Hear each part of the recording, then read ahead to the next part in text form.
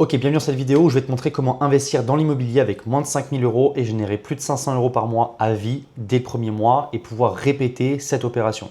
Je m'appelle Oscar Benac, je suis dans l'immobilier depuis 2018. J'accompagne aujourd'hui des gens à se lancer dans l'investissement immobilier en partant de zéro, zéro compétence, zéro connaissance, zéro contact, absolument rien avec un accompagnement sur mesure. Aujourd'hui, sur mes réseaux, principalement Instagram, je reçois des dizaines et des dizaines de messages par jour de personnes qui souhaitent se lancer, mais qui ont des objections, des freins, des peurs, tu appelles ça comme tu veux. La plupart sont écrites ici, mais je pourrais t'en parler pendant des heures. Par où commencer? J'ai pas assez de temps, j'ai pas assez d'argent, j'ai pas de compétences, j'ai peur de m'endetter, j'ai pas de connaissances, pas de contact, peur de me tromper, etc., etc. Le problème avec 90% des gens, c'est que même si je te trouve une solution aujourd'hui claire et nette et précise sur ces freins et ces objections, tu trouveras forcément d'autres choses, d'autres freins, d'autres peurs qui t'empêcheront d'avancer. Aujourd'hui, le problème, c'est que les gens aiment justifier l'échec. Et donc, dans tous les cas, ils vont justifier le fait qu'ils ne puissent pas investir par « je manque de temps, je manque d'argent, etc., etc. » La seule réponse que j'ai à donner par rapport à ça, c'est simplement une question de volonté. Si tu veux vraiment te lancer, tu pourras te lancer et tu trouveras les solutions pour te lancer. Donc s'il te plaît, ne sois pas comme 90% de ces gens-là, sois justement ce 10% qui souhaitent vraiment se lancer et qui se donnent une bonne raison de le faire. Et c'est ce que je dis tout le temps, c'est que c'est normal d'avoir peur et de se poser des questions. Le problème avec justement ces 90% de personnes, c'est qu'au résultat, leur argent dort et ils ne font jamais le premier pas. Et donc au final, ils épargnent, c'est très bien, pas de souci. Le problème, c'est qu'avec l'inflation, du coup, ils perdent du pouvoir d'achat. Alors pourquoi ça bloque? En fait, parce qu'ils ne connaissent pas le potentiel des petites opportunités immobilières et ignorent que même un petit apport peut suffire à démarrer. Et c'est même ce que je recommande quand tu commences dans l'investissement immobilier, c'est de commencer petit, ne pas directement viser gros. Donc avec un petit apport, un petit projet pour comprendre vraiment la recette de cuisine qui est l'investissement immobilier et pouvoir répéter les opérations. Et donc le problème aujourd'hui, c'est que si tu continues à attendre, non seulement ton épargne perd de la valeur, mais tu passes à côté d'opportunités concrètes d'investir et de générer un revenu supplémentaire chaque mois. Et donc pour que tu comprennes un peu plus, pour que tu aies un peu plus de visibilité si tu veux, je vais te parler d'un exemple concret qui est en fait mon dernier projet à l'heure d'aujourd'hui. On parle d'un studio de 20 mètres carrés à 20 minutes de Paris qui m'a coûté 52 000 € en l'état plus 12 000 € de travaux. Donc un projet global à 64 000 €. Si tu veux vraiment en savoir un peu plus sur ce projet, j'en ai fait une vidéo sur mon Instagram, tu cliques sur la vidéo avec le gros 4 500 € derrière et je t'explique absolument tout en détail et tu auras aussi un petit peu plus de visibilité, tu pourras voir le studio avant, après, etc. Mais en gros, pour te parler des chiffres concrets de cette opération, aujourd'hui, ce crédit de 64 000 €, il me coûte 397 € par mois. J'ai emprunté cette somme sur 20 ans, ça revient du coup avec le taux que j'ai eu à 397 € par mois. Le loyer que je perçois tous les mois grâce à ce studio, que j'ai transformé en 2 pièces, mais tu pourras le voir du coup dans la vidéo, il me rapporte 730 € par mois. Donc ça me fait un cash flow brut, je dis bien brut, de 333 € par mois. Okay, donc tous les mois, je m'enrichis non pas de 333 €, mais bien de 730. Okay, il y a 397 qui part dans le capital, qui est payé par le locataire. Donc tous les mois, je m'enrichis de 400 €, de 397 € de capital tous les mois. Donc c'est de ça de moins à rembourser si tu veux sur mon crédit sur 20 ans. Et en plus de ça, je m'enrichis de 333 € par mois, brut encore une fois, de cash flow. Okay, donc de l'argent que je peux utiliser pour soit d'autres projets, soit pour payer certaines choses, etc. Et donc aujourd'hui, avec 100% des gens que j'accompagne, partout en France, on part sur justement un projet entre 40 et 80 000 €. Et si moi j'ai trouvé un bien à 52 000 € à 20 minutes de Paris, qui est quand même la capitale, la ville la plus chère de France avec ses fameux 10 000 € du mètre carré, je peux te garantir que où que tu sois sur cette carte en France, tu puisses trouver un bien entre 40 et 80 000 €. Et j'ai même allé encore plus loin, c'est que ce studio de 52 000 €, je l'ai trouvé sur Le Bon Coin. Je ne l'ai même pas trouvé en off-market grâce à des contacts ou quoi que ce soit. Alors, il n'était pas affiché à 52 000 €, il y a une négociation à faire et c'est pour ça qu'on le verra un peu plus tard dans la vidéo, l'importance de pouvoir négocier. Mais pour te dire que des bonnes affaires, il y en a absolument partout, okay, à la portée de main de tout le monde. Et donc, pour trouver ces petites opérations immobilières, ces petites mines d'or, entre guillemets, l'objectif déjà, ça va être, la première étape, ça va être la recherche. La recherche, elle se décompose avec 4 éléments assez importants.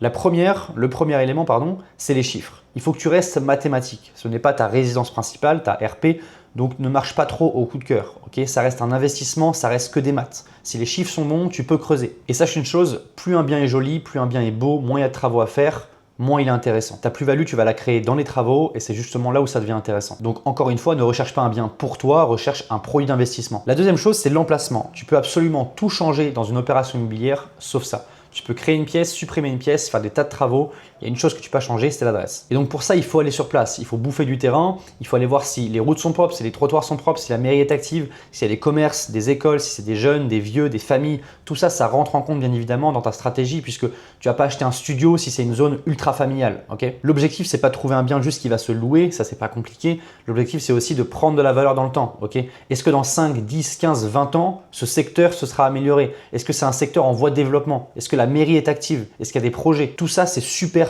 important et il faut savoir l'identifier. Le troisième élément, c'est le off-market. C'est pas quelque chose de super important pour ta première opération, mais j'en parle quand même. L'objectif, c'est de démarcher les acteurs du marché, agents immobiliers, notaires, courtiers, artisans, mandataires judiciaires, absolument tous les acteurs du marché immobilier. D'une part, pour te créer un réseau et d'autre part, pour justement aller chercher des opérations plus rentables, des biens off-market, donc des biens qui ne sont pas présents sur les plateformes comme Le Bon Coin, Se Loger, etc. Mais aussi te créer un réseau de notaires pour sécuriser tes achats, de courtiers pour aller chercher les meilleurs financements, artisans pour aller créer de la plus-value à l'achat. Tout ça, c'est super important. C'est hyper intéressant justement d'avoir une équipe solide autour de toi. Le quatrième élément, c'est le potentiel du bien après travaux. Il faut que tu anticipes ton business plan et ton futur rendement, donc ton loyer après travaux. Ça, encore une fois, on est dans la recherche, ok? Tu n'as pas encore trouvé un bien spécialement. L'objectif, c'est que quand tu vois une annonce, tu dis « Ok, il y a à peu près ça de travaux à faire ». Encore une fois, c'est qu'une estimation parce qu'aller sur place, tu vas découvrir des choses que tu ne vois pas sur l'annonce, bien évidemment. Tu vas poser des questions aussi, mais on y reviendra juste après. L'objectif, c'est vraiment que tu comprennes combien ça peut se louer et combien ça va te coûter en travaux pour justement après voir si c'est intéressant de contacter le vendeur ou si justement tu passes à une autre annonce tout simplement. Une fois que ta recherche est terminée et que tu as pu identifier un ou plusieurs biens, tu vas pouvoir élaborer ton business plan. Ton business plan, il va se composer en 3 éléments. La première chose, c'est de poser un maximum de questions. En tout cas, c'est quelque chose qui est super important, je trouve. C'est de comprendre la position du vendeur et identifier des choses que tu n'aurais pas remarquées directement. Je m'explique. Quand je dis comprendre la position du vendeur, c'est est-ce que la personne est pressée? Est-ce que la personne est en divorce? Est-ce qu'elle a besoin d'argent? Il y a plein de choses qui peuvent rentrer en compte. Est-ce qu'il a un projet de vie? Est-ce qu'il déménage à l'étranger? Il est assez pressé de vendre l'appartement?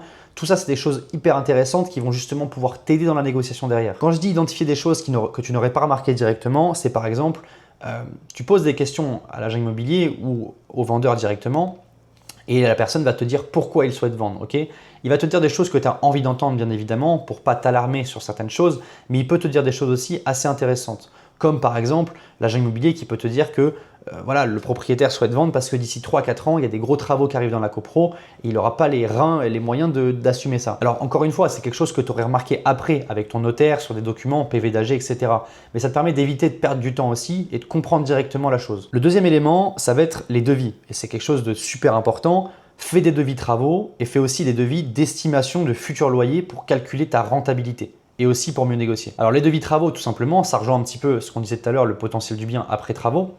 L'objectif, c'est que tu aies une enveloppe un peu plus précise, si tu veux, de combien ça va te coûter. Et pour l'estimation des futurs loyers, pour calculer ta rentabilité, bien évidemment, l'objectif, c'est d'aller voir 2 agences, voire 3, c'est encore mieux, pour avoir justement une idée et peaufiner ton futur loyer pour vraiment avoir ta rentabilité approximative si tu veux. Encore une fois, tu investis sur un secteur que tu connais, donc tu vas avoir vraiment une idée approximative de combien ça peut se louer, mais c'est bien d'aller voir des professionnels du secteur pour confirmer cette idée. Et donc pourquoi pour me négocier? Tout simplement parce que toi, tu as un objectif, c'est X% de rentabilité, et donc si tu veux atteindre ce pourcentage de rentabilité, il faut que tu puisses le louer à un tel montant et l'acheter à un tel montant avec un tel montant de travaux, tout simplement. Ça reste que des maths. Et donc les devis travaux vont aussi t'aider bien évidemment pour mieux négocier, parce que toi, l'objectif, c'est que tu passes avec pas l'artisan du coin que tu as trouvé sur Google, mais l'artisan que tu connais, quelqu'un de ton équipe, de ton réseau, si tu veux. Et ça, on y reviendra dans une autre vidéo si tu veux. Tu peux me le dire en commentaire si tu veux que je te fasse une vidéo sur comment créer ton réseau, une équipe solide et justement pouvoir avoir des prix intéressants et pouvoir du coup se créer une plus-value à l'achat avec des travaux moins chers que le marché.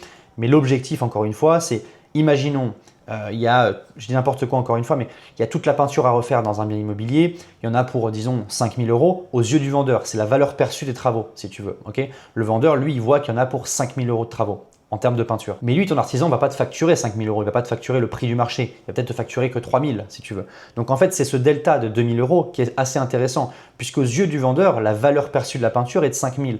Donc tu vas pouvoir négocier, ou en tout cas justifier une négociation de 5 000 par justement cette peinture à refaire. Mais toi derrière, ça ne va pas te coûter 5 000, ça va te coûter 3 000. Donc tu auras gagné 2 000 € dans l'affaire. Et ça du coup, avec tous les petits éléments, électricité, plomberie, carrelage, sol, absolument tout ce qu'il y a à refaire dans le bien immobilier. Okay, Je sais pas si tu comprends, mais j'essaye d'être le plus clair possible. Et donc, en troisième élément, on a être pessimiste. Ok, il faut toujours réfléchir en fourchette basse. Il faut pouvoir anticiper les mauvaises surprises.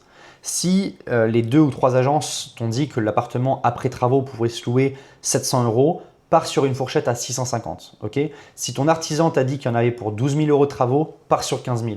Il faut toujours être pessimiste là-dedans pour justement pouvoir anticiper les mauvaises surprises. Et si après tout ça, ton bien est quand même rentable, avec toutes justement ces fourchettes basses enchaînées, donc un loyer en fourchette basse, des travaux en fourchette haute, etc., etc., si ça reste toujours intéressant et que tu tapes une rentabilité intéressante à 2 chiffres, alors tu peux foncer. Et donc, une fois que tu t'es mis d'accord avec le vendeur sur un prix d'achat, tout simplement, tu vas devoir donc aller avoir une banque et faire un dossier bancaire ultra complet pour justement pouvoir te faire financer ce projet. Okay, j'ai repris un exemple concret, qui est en fait l'exemple que je t'ai donné juste au-dessus avec l'achat du studio à 52 000 euros.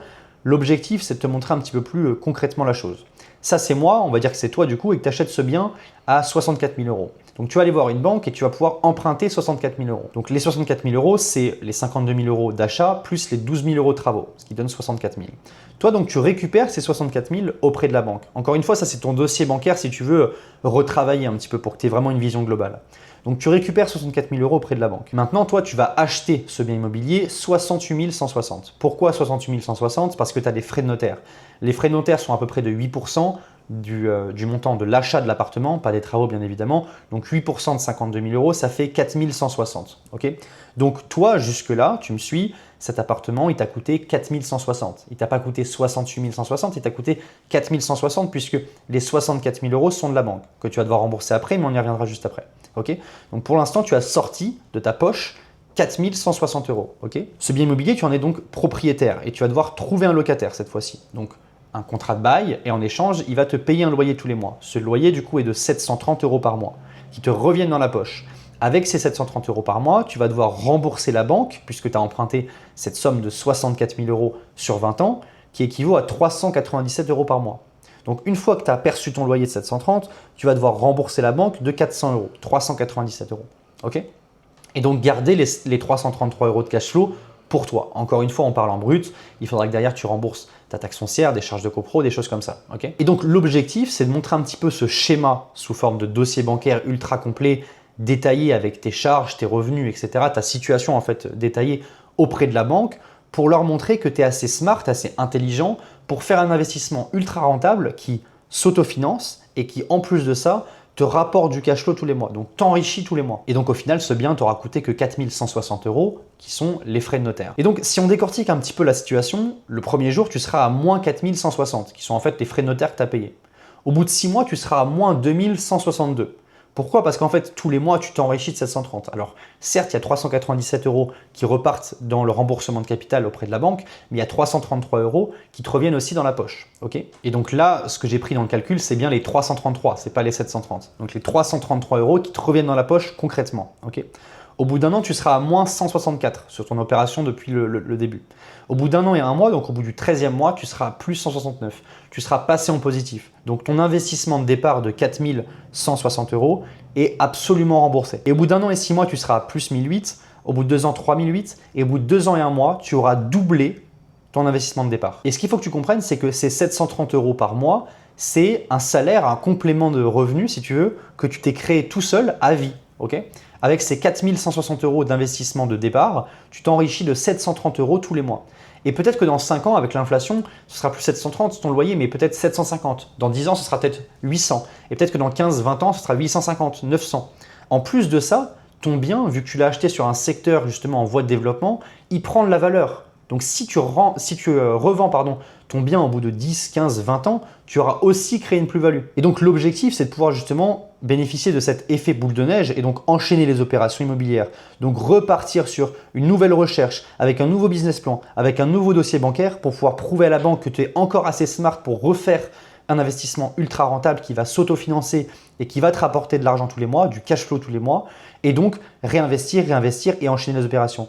Et donc si on suit la courbe, on revient tout simplement à la recherche du bien entre 40 et 80 000 partout en France. Recherche, business plan, dossier bancaire, etc., etc. Et donc là, on a un petit peu, si tu veux, survolé le sujet pour que tu aies une vision d'ensemble et que tu comprennes que c'est possible. Mais si on rentre dans les détails, voici ce que tu dois absolument maîtriser avant de te lancer. Et c'est pour ça que j'ai écrit en gros de te former ou de te faire accompagner pour éviter les erreurs qui pourraient te coûter du temps, de l'énergie, mais surtout de l'argent. La première chose, c'est la fiscalité, avec le LMNP, loueur meublé non professionnel, qui est absolument le meilleur statut fiscal aujourd'hui en France si tu veux débuter en nom propre et du coup éviter de payer des impôts. Okay, si tu optimises bien ce statut fiscal, tu peux ne pas payer d'impôts sur tes 10 premières années d'investissement immobilier. La deuxième chose, c'est construire ton réseau. Artisan, notaire, agent, courtier, comptable, fiscaliste, on en parlait tout à l'heure, c'est là où tu vas pouvoir créer ta plus-value, gagner vraiment de l'argent et aller chercher des rentabilités beaucoup plus intéressantes. Okay, la troisième chose, c'est analyser les documents, savoir analyser les PV d'AG, donc les procès-verbaux d'assemblée générale,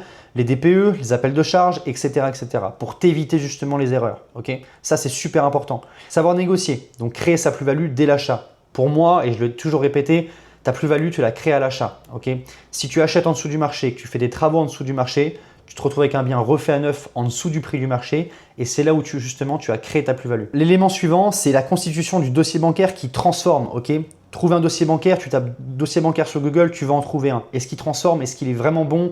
Je ne sais pas et permets-moi d'en douter. Okay, donc ça, c'est super important de pouvoir créer vraiment et construire un vrai dossier bancaire qui transforme à tous les coups. Savoir parler à une banque, négocier son prêt et ses conditions. Okay, un prêt, ça se négocie et les conditions aussi. Les assurances, PNO, GLI, donc propriétaire non occupant, qui est une assurance obligatoire quand tu mets ton bien en location. GLI qui n'est pas obligatoire, c'est la garantie des loyers impayés, mais quelque chose que je recommande absolument. Analyse d'un dossier bancaire, locataire, excuse-moi. Aujourd'hui, il y a beaucoup de faux dossiers locataires. Tu peux acheter un faux dossier locataire pour 20 € sur les réseaux sociaux. Donc aujourd'hui, savoir analyser les documents parce que sans un bon locataire, ton investissement est absolument pourri.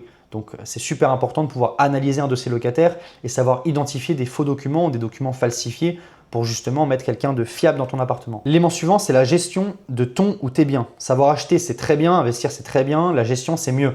Si tu sais gérer ton bien, tu pourras enchaîner les opérations. Okay, un premier bien à gérer, c'est assez facile. Un deuxième, troisième, quatrième, cinquième, ça commence à se compliquer.